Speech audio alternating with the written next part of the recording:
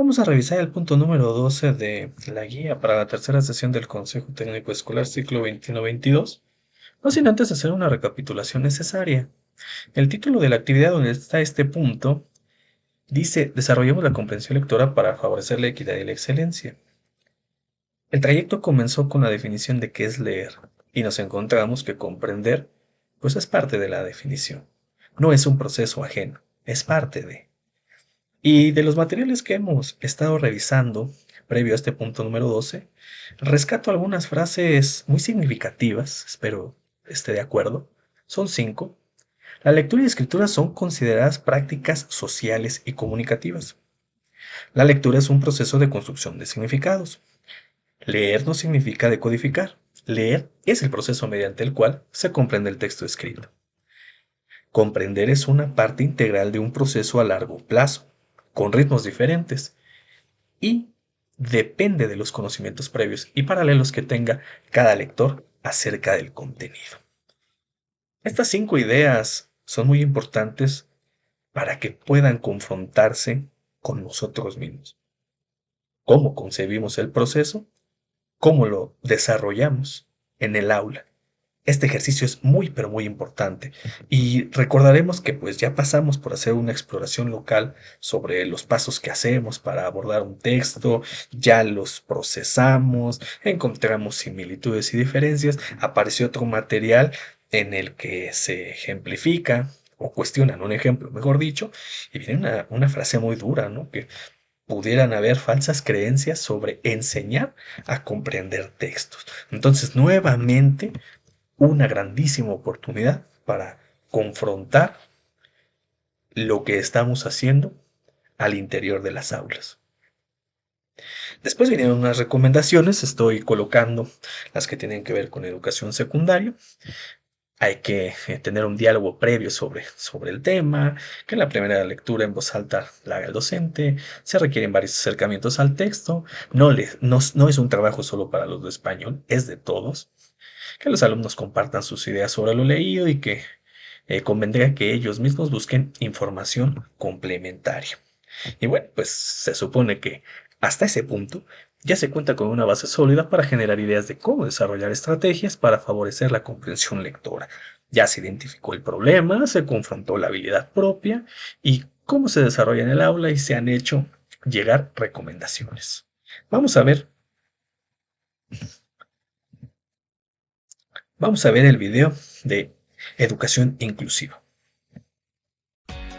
Después de más de un año del cierre de los planteles educativos, la desigualdad en el acceso tanto a la tecnología como la falta del apoyo necesario para estudiar a distancia ha profundizado la brecha de aprendizajes en los niños, niñas, adolescentes y jóvenes a nivel mundial. Identificado como pobreza de aprendizaje, el Banco Mundial estudia este impacto con un indicador enfocado tanto en la comprensión de contenidos como en el desarrollo de habilidades, que permiten alcanzar el máximo potencial de cada estudiante. El regreso a los planteles, bajo las medidas sanitarias pertinentes, permite avanzar en el adecuado desarrollo de habilidades desde una perspectiva de inclusión al identificar que la comprensión de los contenidos permite un mayor aprovechamiento y participación del estudiante en todas las actividades escolares. La escuela, como espacio de formación, tiene un impacto directo en las relaciones interpersonales. Por eso es importante tomar en cuenta en el aula que la diversidad es inherente a cualquier grupo humano. Es por ello que la educación inclusiva no se refiere solamente a la atención específica a personas con discapacidad o dificultades de aprendizaje o a poblaciones que son objeto de discriminación. Más bien significa realizar las modificaciones necesarias para que la experiencia formativa despierte el interés y la motivación necesarios para que todo el estudiantado se involucre en los procesos de enseñanza y de aprendizaje. Pero ¿cómo logramos la inclusión de esa diversidad? Debemos partir de que en las aulas encontramos una amplia gama de habilidades, capacidades, características, intereses, estilos y ritmos de aprendizaje que introducen permanentemente la necesidad de adaptar las prácticas docentes con el apoyo de metodologías didácticas abiertas a nuestra diversidad y que respondan a modos diferentes de acercarse a los conocimientos porque facilitan la comprensión. Para trabajar en sistemas inclusivos es necesario cuestionar la idea de que existe un solo tipo de estudiante, que toda persona aprende de la misma manera y en el mismo tiempo.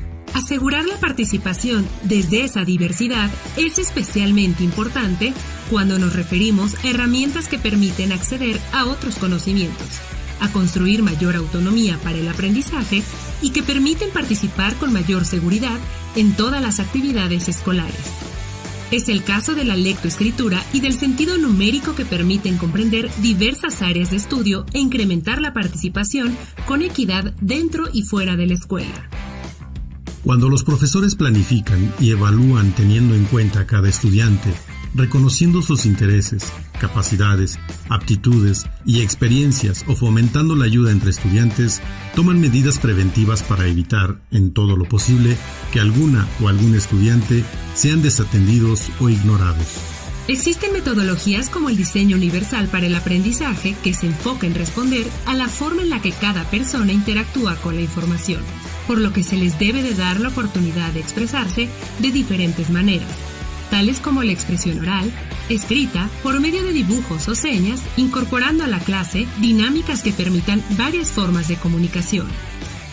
Por ejemplo, en clase podemos utilizar textos audiovisuales y no solo escritos, apoyar la clase con animaciones o dinámicas que contengan la información, usar mapas mentales para la fácil comprensión o usar colores para enfatizar los textos más importantes.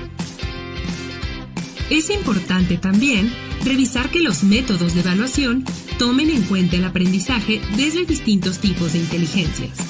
Un enfoque formativo integral puede ayudar a identificar los avances y las áreas de mejora que permitan integrar un plan de atención específico, que fomente la apropiación de conocimientos y el pensamiento crítico por encima de la repetición.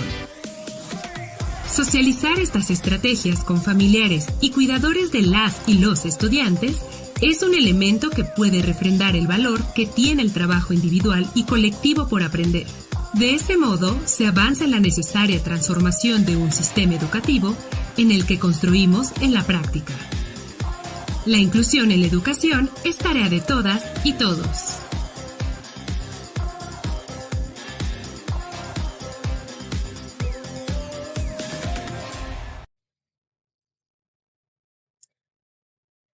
Bien, a partir de la recapitulación hecha y el video, este último, el tercero, para esta actividad número 2, vamos a tratar de resolver las 3 preguntas que vienen y comenzaremos con la segunda.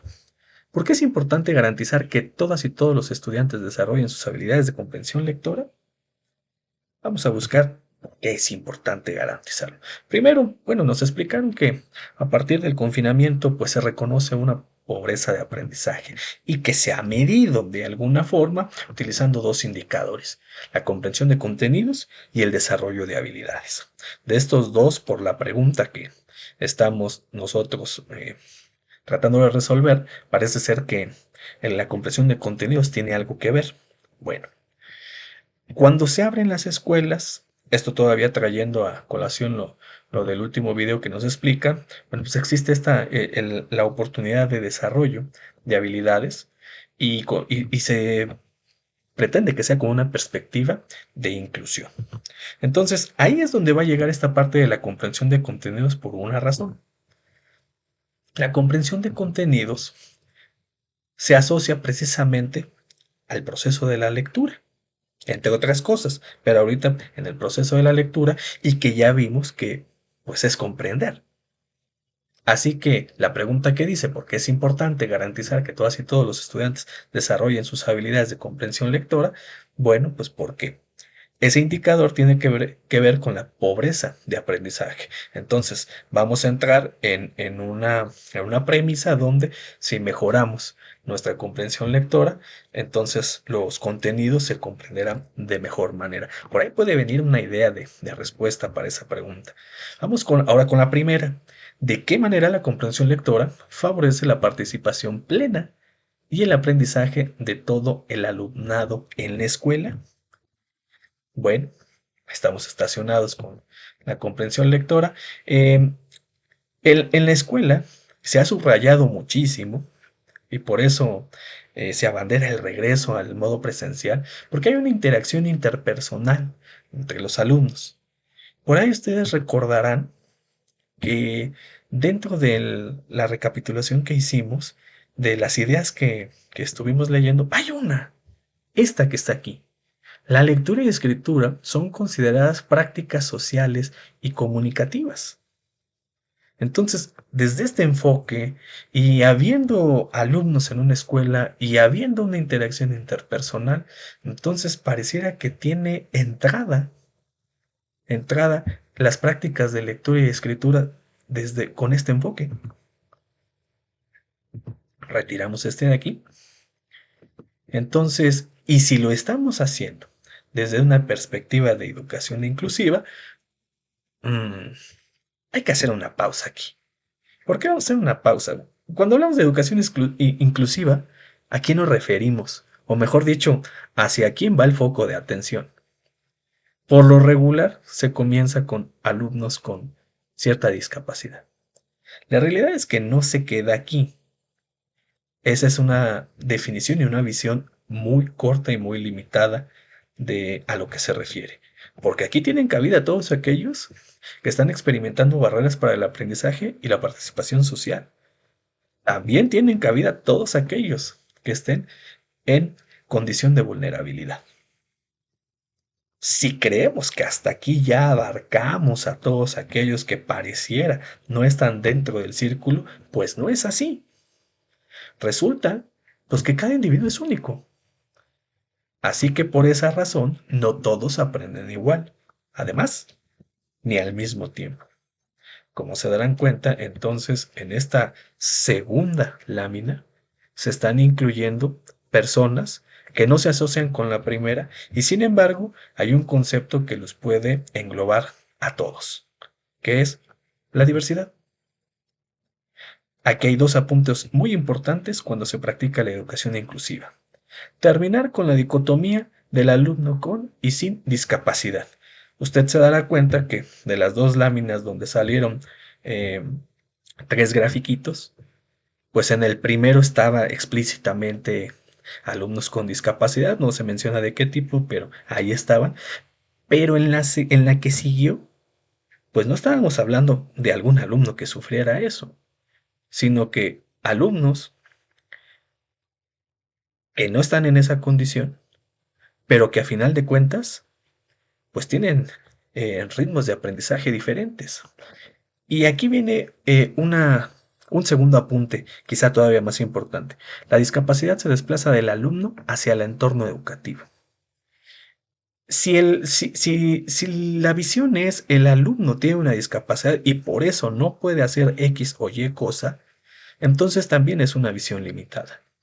Porque habrá que ver cómo el alumno, sea como sea, se introduce dentro del entorno educativo. Y en el entorno educativo tenemos que considerar al currículo, tenemos que considerar a la escuela, tenemos que considerar al docente.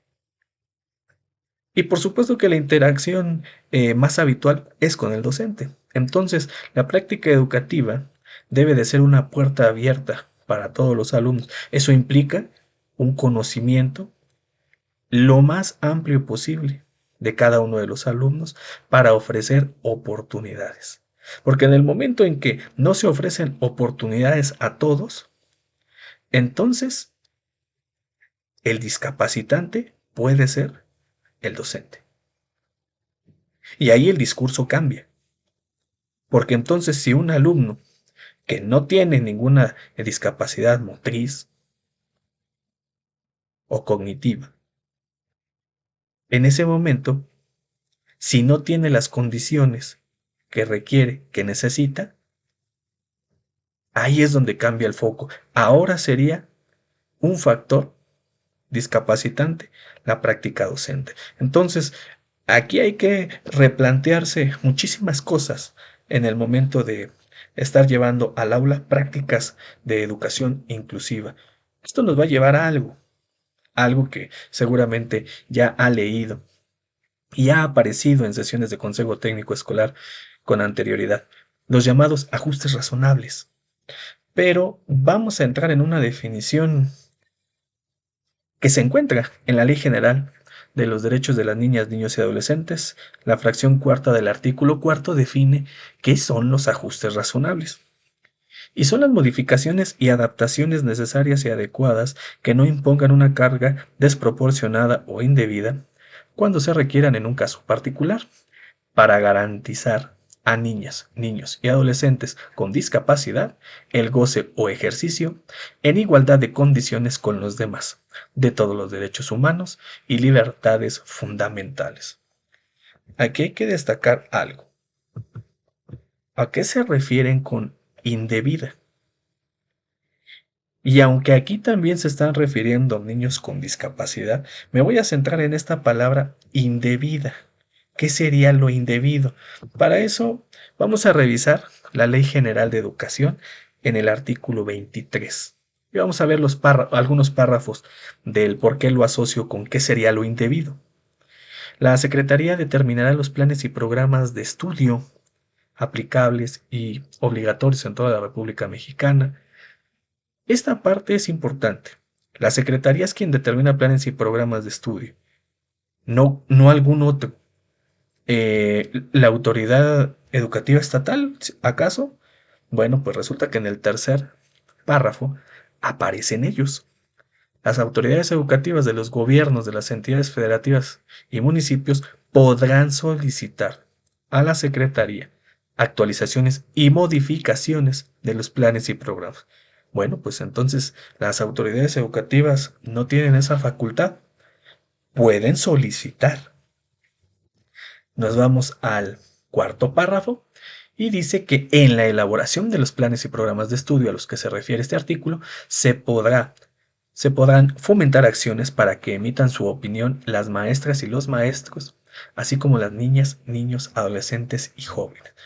Entonces, ya llegamos al docente. Y el docente pues podrá encontrarse con mecanismos donde pueda hacer llegar una opinión, pero no puede cambiar un programa. Así que entonces, pues llegamos a esta conclusión.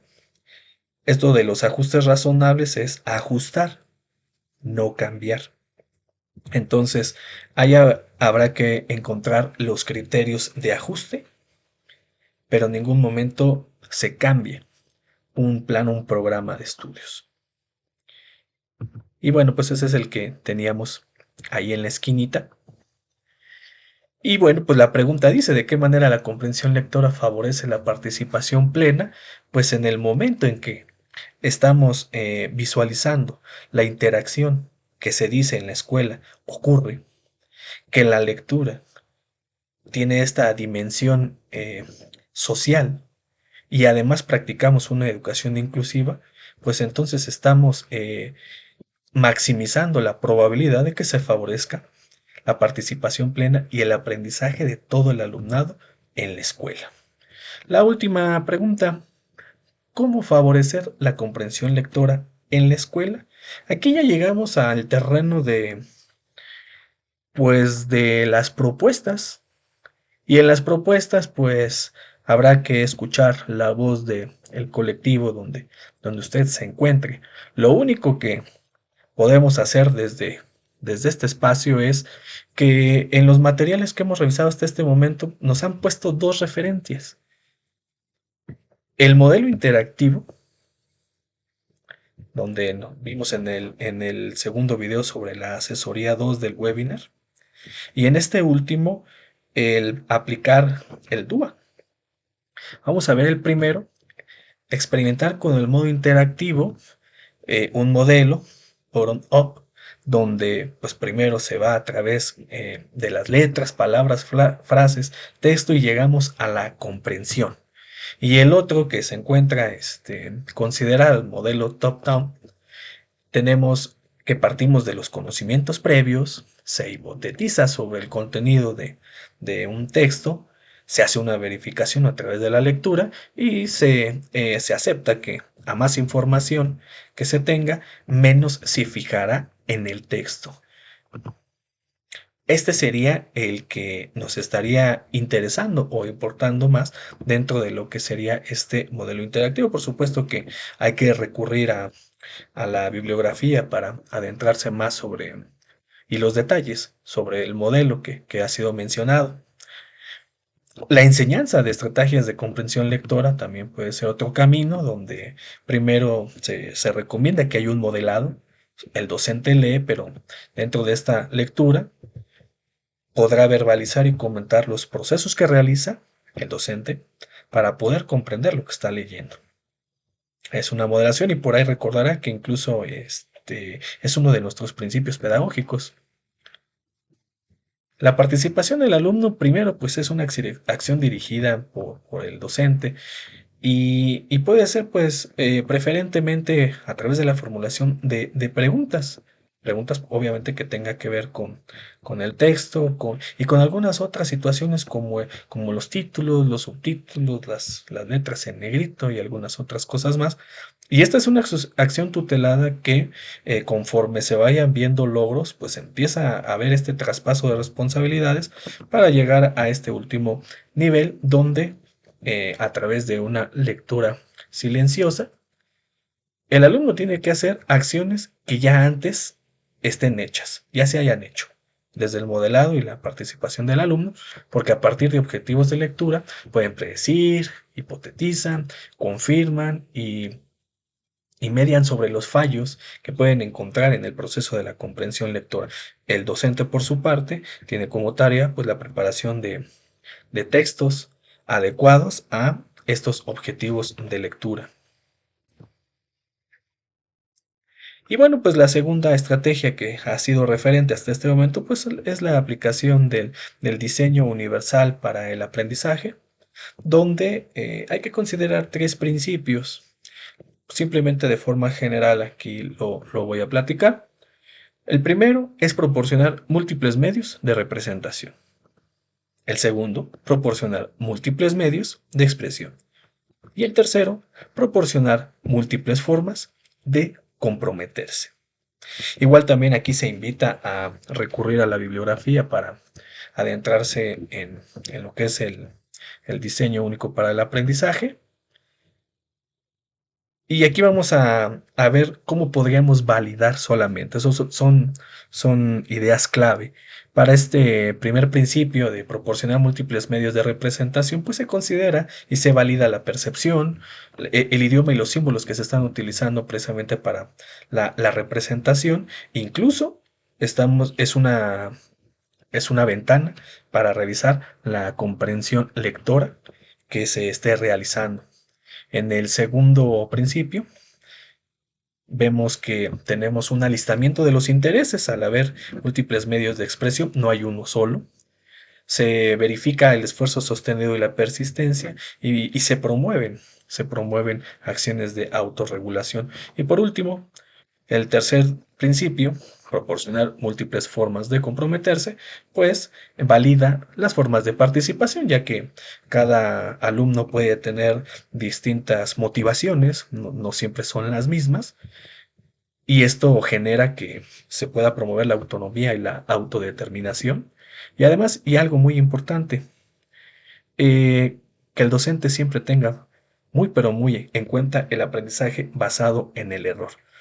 Es muy importante estas prácticas de evaluación formativa, ya que a partir del error se puede tener bastante sustancia para poder encaminar a un alumno a que pueda conseguir un logro en el siguiente intento. Pero bueno, son ideas generales, así que con esto terminamos sobre las tres preguntas que vienen en la actividad número 12. Vienen más adelante, pues, ¿cuál es la estrategia que se va a utilizar? Pues esperemos que, sobre todo, lo que hemos revisado de la pregunta número 3 les sea de utilidad. Agradezco mucho su atención.